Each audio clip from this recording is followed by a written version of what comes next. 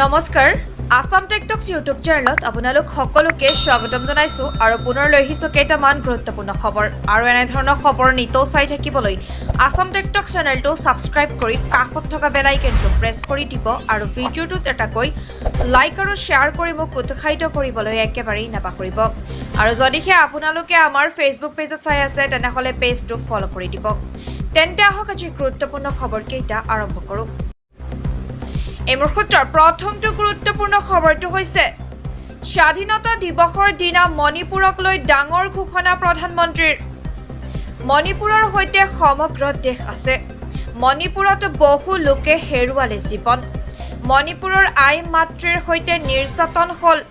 সমগ্ৰ দেশ আজি মণিপুৰৰ সৈতে আছে মণিপুৰত শান্তি প্ৰক্ৰিয়া আগবঢ়াই লৈ যাওক মণিপুৰৰ শান্তিৰ বাবে কেন্দ্ৰ আৰু ৰাজ্য অগ্ৰণী ভূমিকা লৈছে স্বাধীনতা দিৱসৰ দিনা মণিপুৰক লৈ ডাঙৰ ঘোষণা প্ৰধানমন্ত্ৰী নৰেন্দ্ৰ মোদীৰ এই মুহূৰ্তৰ দ্বিতীয়টো গুৰুত্বপূৰ্ণ খবৰটো হৈছে চৰকাৰী কৰ্মচাৰীয়ে কাম কৰি নিদিলে আমাক জনাওক চৰকাৰী কৰ্মচাৰীয়ে কৰি নিদিয়া কাম আমি কৰি দিম কোনো চৰকাৰী কৰ্মচাৰীক চাহ খাবলৈও 1 টকা নিদিব মই হাতজোৰ কৰি আপোনালোকক অনুৰোধ জনাইছো স্বাধীনতা দিৱসৰ দিনটোতে মুখ্যমন্ত্ৰী ডক্টৰ হিমন্ত বিশ্ব শৰ্মাৰ ৰাইজক উদ্দেশ্যি এই আহ্বান আমি অসমখনক দুৰ্নীতিৰ গৰাখৰ পৰা মুক্ত কৰিব লাগিব চৰকাৰী কৰ্মচাৰীয়ে কাম কৰি নিদিলে আমাক জনাওক বুলি এতিয়া মন্তব্য কৰিছে মুখ্যমন্ত্ৰী ডক্টৰ হিমন্ত বিশ্ব শৰ্মাই এই মুহূৰ্তৰ পৰৱৰ্তী গুৰুত্বপূৰ্ণ খবৰটো হৈছে দেশ স্বাধীন হোৱাৰ দুখত মহাত্মা গান্ধীক গুলিয়াই হত্যা কৰিছিল আৰএছএছে ভাৰতত ব্ৰিটিছৰ শাসন আজীৱন থকাটো বিচাৰিছিল স্বাধীনতা সংগ্ৰামৰ বিৰুদ্ধে বিজেপি আৰএছএছ স্বাধীনতা সংগ্ৰামৰ লগত জড়িত নহয় বিজেপি নাগপুৰত 52 বছৰ ধৰি স্বাধীনতা দিৱসৰ পতাকা উত্তোলন কৰা নাছিল আৰএছএছ আছিল স্বাধীনতাৰ বিৰোধী ব্ৰিটিছৰ চোৰাংচোৱা আছিল আৰএছএছ ব্ৰিটিছৰ চোৰাংচোৱাগিৰি কৰি স্বাধীনতা সংগ্ৰামীক ব্ৰিটিছৰ হাতত গতাই দিছিল আৰএছএছে পতাকা ওলোটাকৈ উত্তোলন কৰাটো বিজেপিৰ পৰম্পৰা বিজেপিয়ে নাজানে জাতীয় পতাকাৰ মহত্ব আৰএছএছৰ গৰ্ভৰ পৰা বিজেপিৰ জন্ম তেওঁলোকে কত বুজি পাব পতাকাৰ মৰ্ম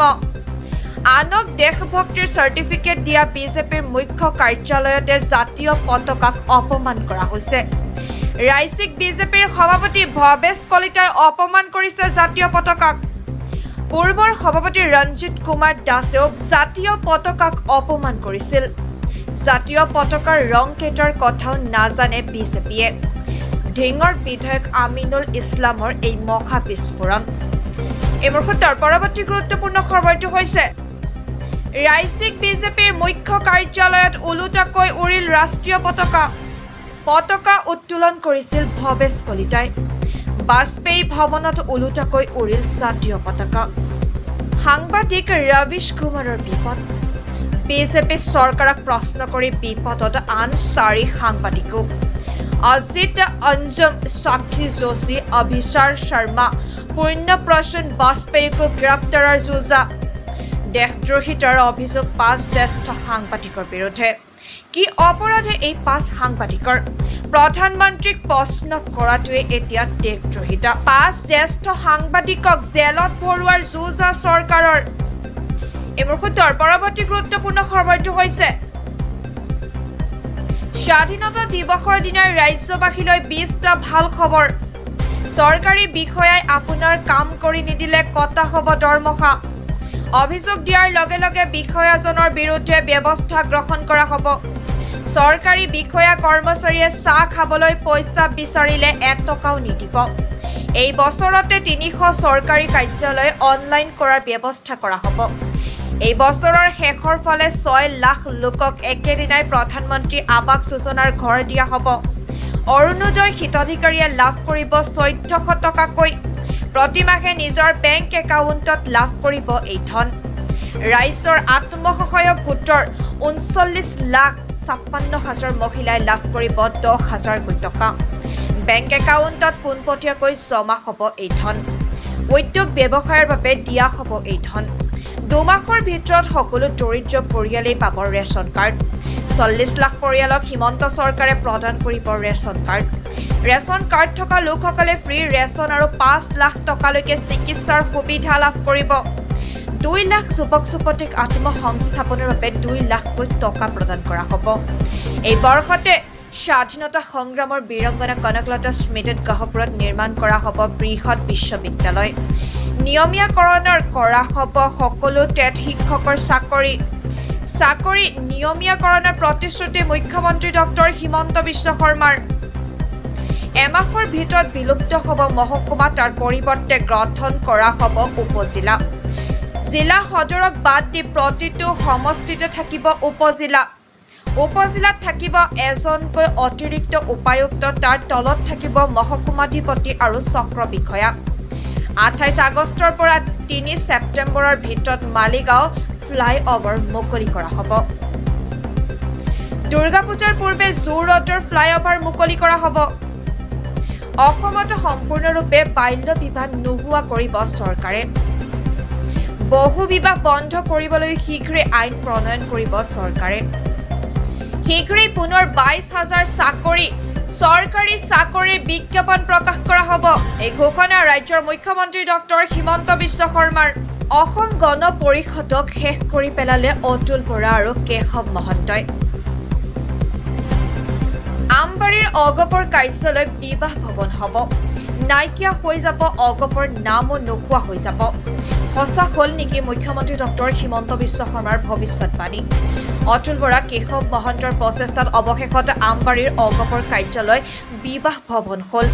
অসম গণ পৰিষদক শেষ কৰি পেলালে অতুল বৰা আৰু কেশৱ মহন্তই বঙাইগাঁও তেজপুৰ লাখোৱাল আৰু আমগুৰি সকলো শেষ হৈ গ'ল অগপ দলৰ কফিনত শেষ গজাল মাৰিলে অতুল বৰা আৰু কেশৱ মহন্তই অতুল বৰা আৰু কেশৱ মহন্তৰ বাবে অগপৰ দুৰ্গস্বৰূপ আমগুৰি সমষ্টি বিলুপ্ত হ'ল অহা 5 বছৰত ভাৰত হ'ব বিশ্বৰ তৃতীয় সৰ্ববৃহৎ অৰ্থনৈতিক ৰাষ্ট্ৰ এই গেৰেণ্টি প্ৰধানমন্ত্ৰীৰ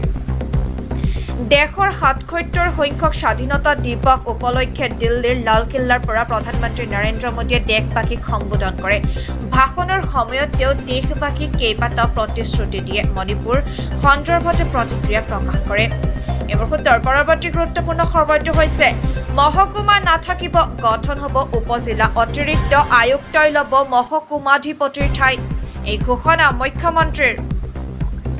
আজি ৭৭ সংখ্যক স্বাধীনতা দিৱসৰ কাৰ্যসূচী খানাপাৰাৰ পশু চিকিৎসা বিজ্ঞান মহাবিদ্যালয় খেলপথাৰত কেন্দ্ৰীয়ভাৱে পালন স্বাধীনতা দিৱসৰ কাৰ্যসূচী গুৱাহাটীত কেন্দ্ৰীয়ভাৱে পালন স্বাধীনতা দিৱসৰ পতাকা উত্তোলন কৰে মুখ্যমন্ত্ৰী ডক্টৰ হিমন্ত বিশ্ব শৰ্মাই দেশৰ লগতে ৰাজ্যতো উলহ মালহেৰে পালন কৰা হৈছে ৭৭ সংখ্যক স্বাধীনতা দিৱসৰ কাৰ্যসূচী খানাপাৰাৰ পশু চিকিৎসা বিজ্ঞান মহাবিদ্যালয় খেলপথাৰত কেন্দ্ৰীয়ভাৱে পালন কৰা হয় স্বাধীনতা দিৱসৰ কাৰ্যসূচী পুৱা 8:45 মুখ্যমন্ত্ৰী ডক্টৰ হিমন্ত বিশ্ব শৰ্মা উপস্থিত হয় খানাপাৰা পশু চিকিৎসালয় খেলপথাৰত এই মুহূৰ্তৰ পৰৱৰ্তী গুৰুত্বপূৰ্ণ খবৰটো হৈছে আত্মসহায়ক গোটৰ সদস্যসকললৈ ৰাজ্য চৰকাৰৰ আৰ্থিক অনুদান প্ৰায় 40 লাখ লোকে পাব 10,000কৈ টকা আৰ্থিক অনুদানক সদ্ব্যৱহাৰ কৰা আত্মসহায়ক গোটৰ মহিলাসকললৈ অসম চৰকাৰে বেংকৰ ঋণৰ সুবিধা প্ৰদান কৰিব এই মুহূৰ্তৰ পৰৱৰ্তী গুৰুত্বপূৰ্ণ খবৰটো হৈছে 2024 চনতো মোদীয়ে পতাকা উত্তোলন কৰিব কিন্তু লালকিল্লাত নহয় নিজৰ ঘৰতহে প্ৰধানমন্ত্ৰীক কটাক্ষ খাৰ্গেৰ প্ৰধানমন্ত্ৰী নৰেন্দ্ৰ মোদীক স্বাধীনতা দিৱসৰ দিনাই তীব্ৰ কটাক্ষ কৰে কংগ্ৰেছৰ ৰাষ্ট্ৰীয় সভাপতি মল্লিকাৰ্জুন খাৰ্গেয়ে কয় যে মোদীয়ে অহা বছৰত তিৰংগা উত্তোলন কৰিব কিন্তু সেয়া তেওঁৰ ঘৰতহে কৰিব লাগিব লালকিল্লাত মোদীয়ে পেৰেডন কৰা স্বাধীনতা দিৱসৰ ভাষণৰ প্ৰসংগত প্ৰতিক্ৰিয়া ব্যক্ত কৰি কংগ্ৰেছৰ সভাপতি মল্লিকাৰ্জুন খাৰ্গে এনে